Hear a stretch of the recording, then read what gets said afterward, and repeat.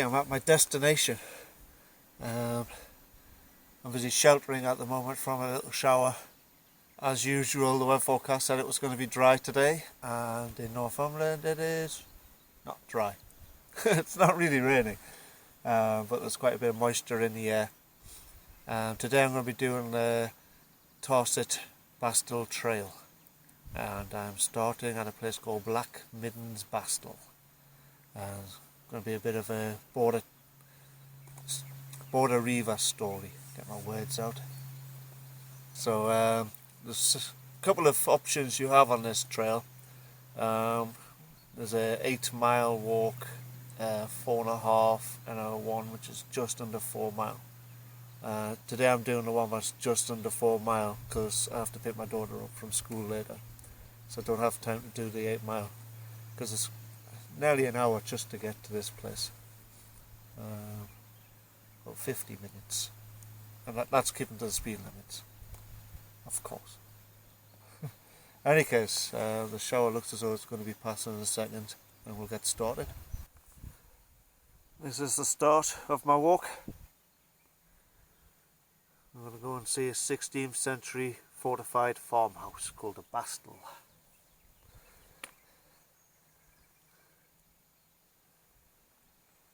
And this is the trail.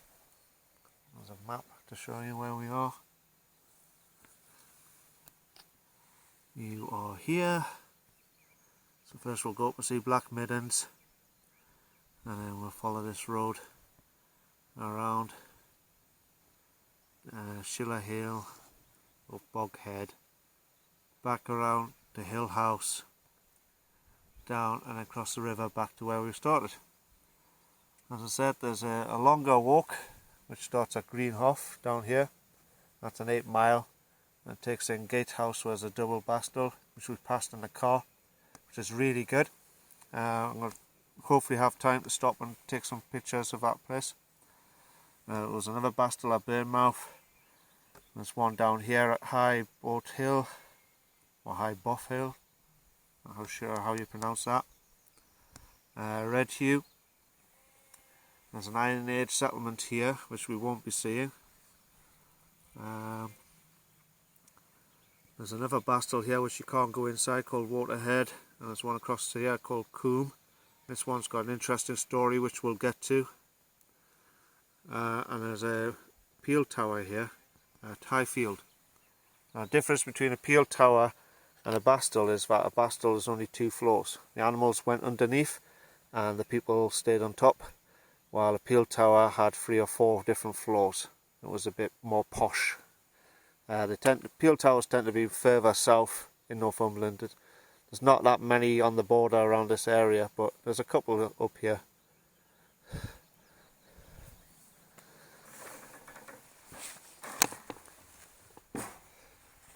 Quite a strong spring on that gate. Right, we're heading up here.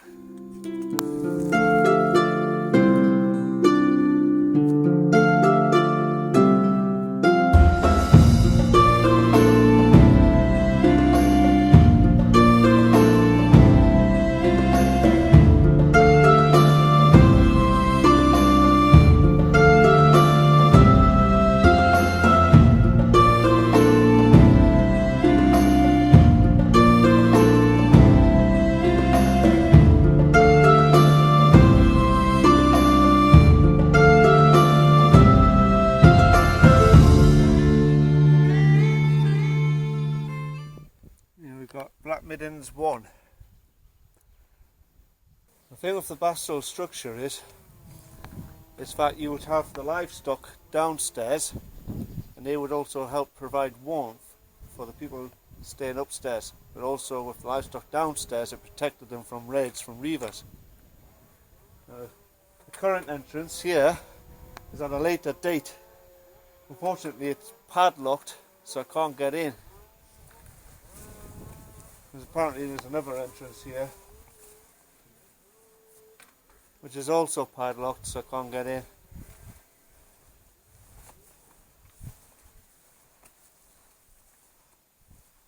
What's stoned up here now, that was the original entrance into the bastel. That's where the animals would have gone into there. And then up the steps before is where the people would go. So let's go up the steps and have a look.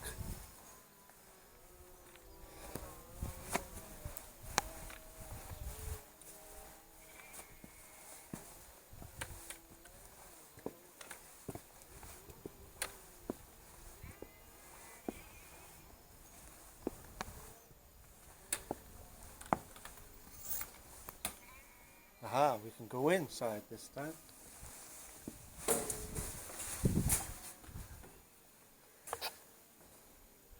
So the upper floor would be where the people would have lived. So there would have been a stone floor there. You can see where the stone floor would have been.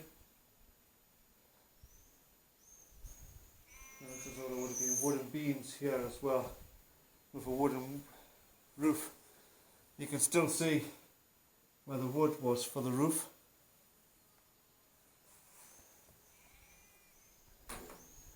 I don't know if that was replaced at a later time, probably. I can't see it having lasted since the 16th century. But then apparently the initial ones were made of earth and wood, as I said before. But once they built it with stone, originally it would have had a slate roof. I thought it would have had a stone roof, to be honest, but from what I've read, they used to have slate roofs. I'll turn the camera around so you can have a better look at the place. Obviously it was remodified at some point into a farmhouse rather than the bastel, and the animals were moved outside. And there's the downstairs. As you can see, at a later date, where the entrance, that was the original entrance into the bastel, and by the looks of it, it's been converted into possibly into a fireplace. But the animals would have come in, stayed in here, and on this side as well.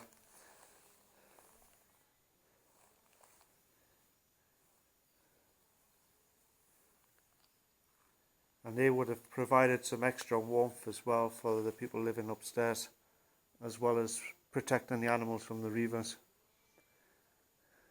Apparently this one was hit hard by the Armstrongs.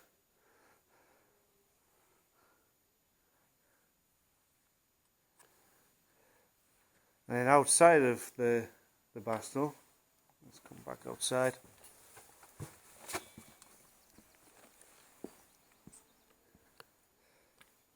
To the side is some later farm buildings, so we'll have a look there. It's a very nice place. Here we can see the remains of a much later farm building. There would have been a room of some sort here.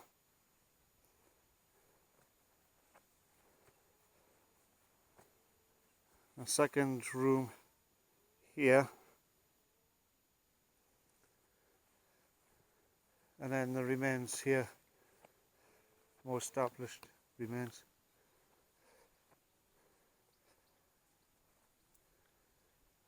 I don't have much history on this farmhouse, but it's a later date to the bastel. There you can see the remains of the chimney, and then the bastel next to it. Down below there is Blackmid 1. Where I'm stood now is the remains of Blackmid 2. There are two bastles on this site. Now the stone from this site was stolen, or reused, maybe not so much stolen, for the farm cottages down there next to Bastel, next to Blackmid 1.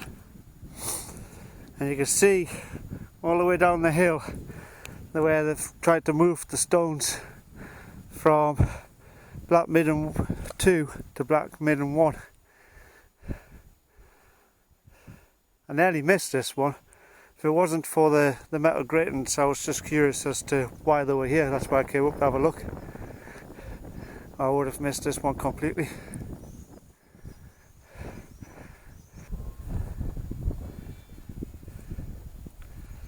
You can see some of the other bastles from here. So you've got Blackmid and 2 here, Blackmid and 1 there. Over there you've got Waterhead, and you've got Coombe Bastille there. Behind the trees behind Coombe Bastille further would have been Boghead Bastille. They were all within sight of each other, so that if one was attacked the others could come and help. And then over the top of the ridge, on the top of the horizon there, leads into Scotland. This is the reason why these bastles existed in the first place. But it wasn't all one-way traffic. It wasn't just the Scots raiding England. The English raided Scotland just as much. If you go over the border, you'll see the exact same pattern of bastles on the other side of the border.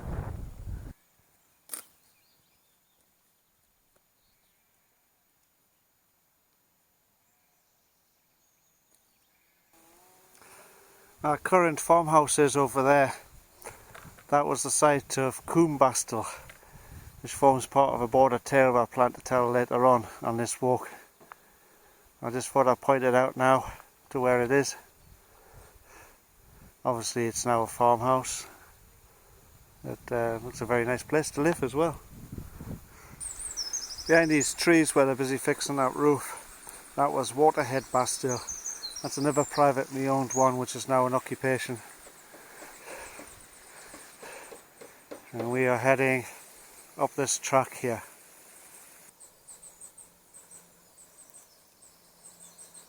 Next place we're going to, Schiller Hill, and then on to Boghead.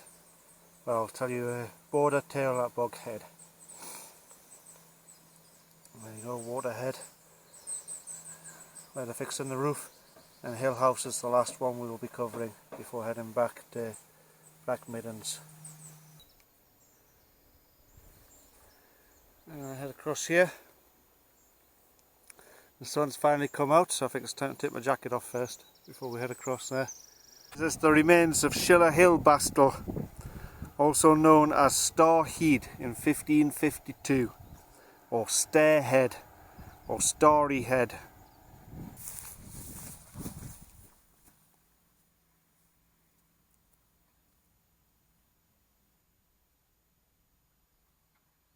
This bastel is in a worse state of ruin than the last one, and it's heavily overgrown. Apparently when they excavated it, they found a flagged stone floor, which is apparently unusual for the bastels. Usually it was just dirt where the animals were kept.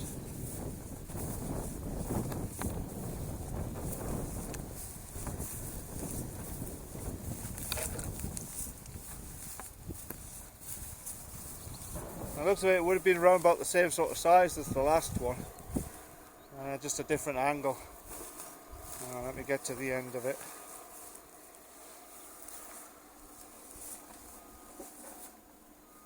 So there you go.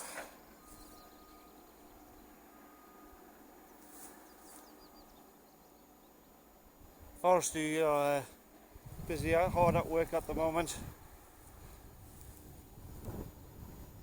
If you wonder what the industrial sound is, I'm not sure if the camera will be picking that up or not. It's starting to get a bit windy, so the camera will definitely pick up the wind. So we'll head on to the next one.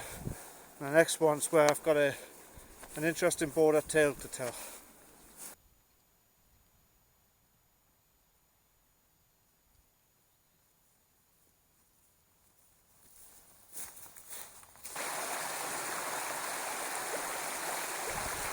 This is the river Tarset.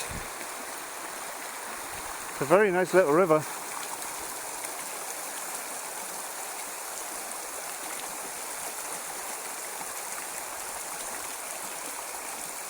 Looks like there's some remains of masonry here. I think that was probably a lot later than the bastles. It looks like there could be a little small mill here once upon a time.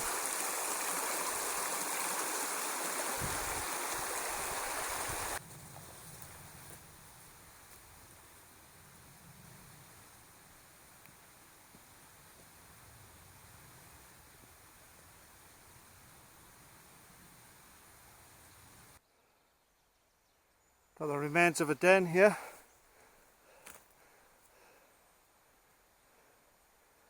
was trying to build a den. I'm not exactly sure which path I have to take here. I've got two choices, down or up. I think down looks more promising. I think I can see where the path picks up further along.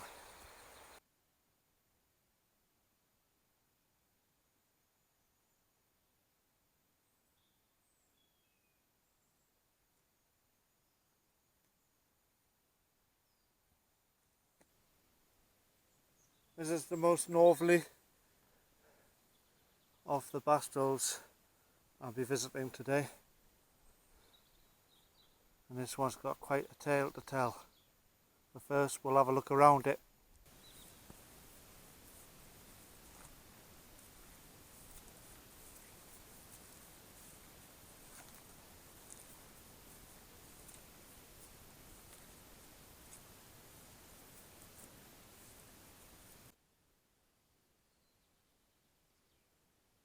This would have been the entrance door to this bastel, and above it you can see the remains here used to have, this was used for water.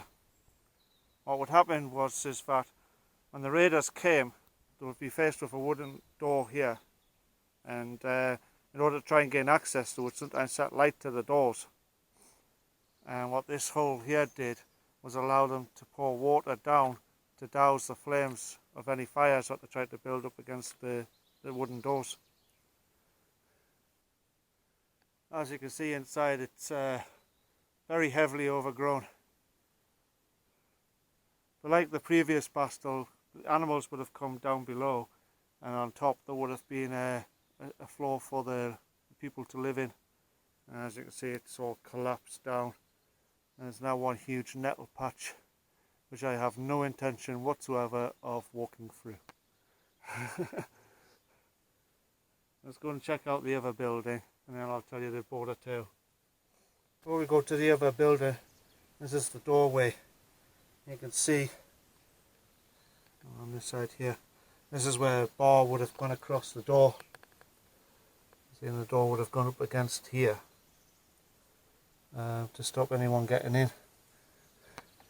And then above the door here there's a hole that would probably have connected with the outside hole as well to allow water to be poured in to stop any fires.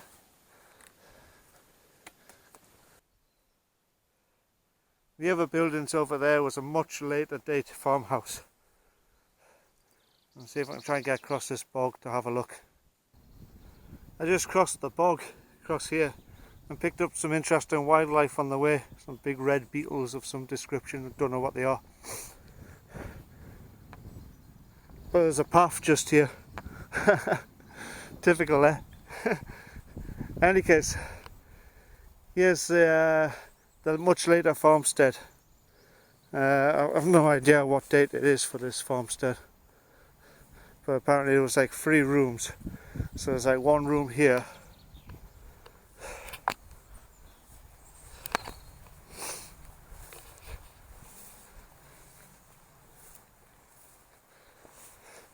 here's the second room, and then you can see the third one here.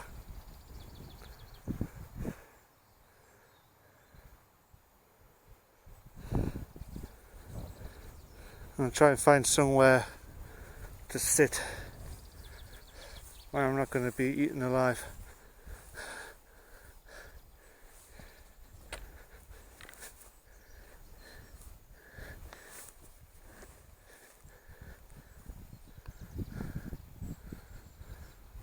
Can't really find anywhere to sit that way I'm not going to get eaten alive. Very rich in insect life around here.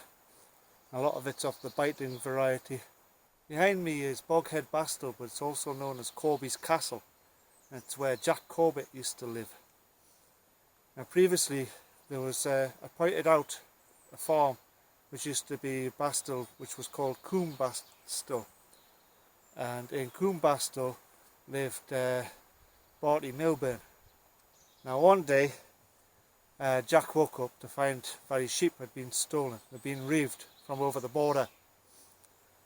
So him and Barty Barty was known as a bit of a hard man in this area. They went off to try and catch the reivers and get their sheep back. In any case, they get across the border somewhere near Kielder Bar, and they lose track of the Scottish reivers. But they didn't want to return empty-handed, being eaten alive here. So in any case, what they did is that they decided to reave some sheep from across the border near Kielder Bar. And so they're coming back with the sheep that they've reaved. And obviously the Scots, where they reaved the sheep from, they twigged on that the sheep had been reaved. So they sent 2 brothers to stop them and get their sheep back. And these 2 brothers were a bit of hard lads as well. They're called Sandy and Bonnie Douglas. And they set chase across the border to try and get their sheep back from Jack and Barty. Not sure how this is going to turn out. I have to keep stopping because I keep getting midges and stuff landing on us. Any case, they get to Chattelhope Spout, and when Chattelhope Spout is in full flow, it's one of the tallest waterfalls in Northumberland, but it's a bit difficult to get to from anywhere, to be honest. And when there's a lot of the time there's not much water there. It's only when it's in full flow that you get the waterfall. In any case, they stopped at Chattelhope Spout for the night and set up camp. And that's when the Douglas brothers caught up with them, and there ensued a fight. The Douglas brothers knew about Barty's reputation of a bit of a hard man, and they wanted to test themselves because they were hard men themselves, you know. So there's going to be no negotiation on this one. There's going to be a fight. In any case, Jack wasn't very good with a sword. He was, and he got killed. And that left the 2 Douglas brothers against a wounded Barty. In any case, Barty managed to kill the 2 Douglas brothers and brought Jack's body back. And that's the Reiver tale for this place. And I'll put down the poem in the comments of the Reiver tale. It's something I would like to try and do, actually. I would like to try and follow the route that they took across Kielder Bar. I know where they crossed the border, but I'm not exactly sure the route that they took. I've got a feeling they probably followed the burn up onto the tops and then cut across from there. There's a couple of ways that they could have done it, to be honest. I think that sounds like the most feasible one, considering that they stopped at the waterfall, you know. So whatever route you plan, it's got to go by the waterfall. But yeah, it's something I would like to try out. I mean, obviously I think they were probably on horseback, so I would be on foot if I did it. So it would take me a lot longer to do. So I might have to do a wild camp. Maybe try and do a wild camp where they stopped at the waterfall. But in any case, that's a future plan. I mean, at the moment I don't have the funds to buy any wild camping gear. So it's a one for the future. This trail is very well signposted. I'm just heading back along the forest track. Got one more bastel to do before I head home.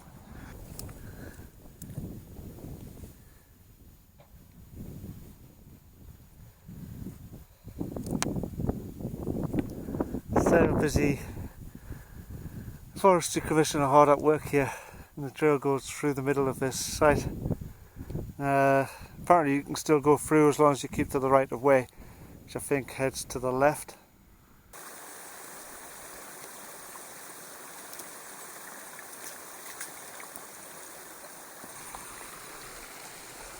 There's a bridge there, but who doesn't want to have the fun of walking through the ford? And the trail takes you back to Waterhead Bastel, which is currently undergoing a very nice conversion.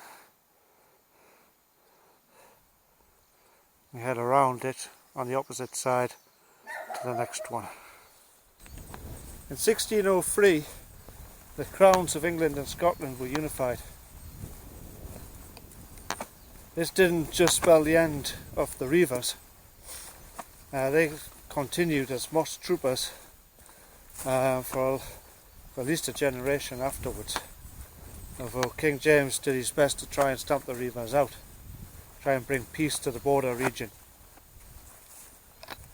By the 17th century, most of these bastles had come under the ownership of the Hunter family, but as you can see, eventually most of them fell into disrepair. It was probably a small period of time when we had the smaller farmhouses that were built next to them, you know. So more typical of a more peaceful area.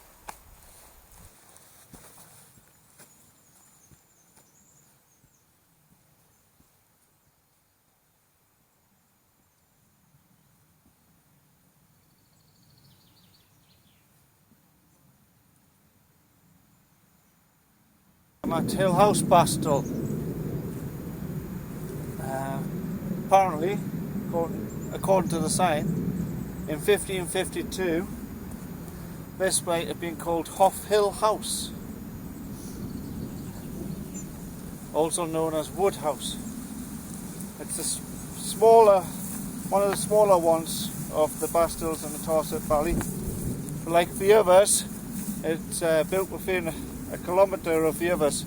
The idea that they built them so close together was that if one got attacked, the others could come and help defend them, you know. So this mound is all that's left of it. One big nettle patch. Might be better to come here in the winter when it's all, the undergrowth is down. Probably won't be able to see it on the camera, but over here there's some rectangular remains under the ground. Those were from a later farmstead after the bastel was no longer needed. Would be about the mid 17th century, early 18th century that the raids finally stopped. I mean, you had the Jacobite revolts, but I think by the time we got to the Jacobite revolts, things had calmed down a little bit on the borders. Certainly they had calmed down enough to start mining in the Tyne Valley and Weardale. So previously, I mean, they did mining before, but nowhere near on the scale that they did once peace had come to the borders. This was the last one on the trail for me. I'm going to head back to Blackmid.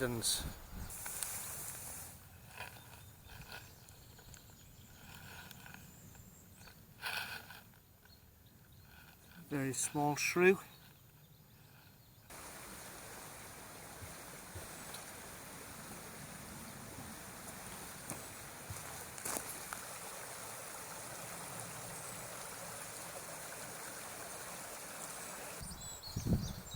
I made a detour to see the Iron Age settlement, which is just outside this oak tree.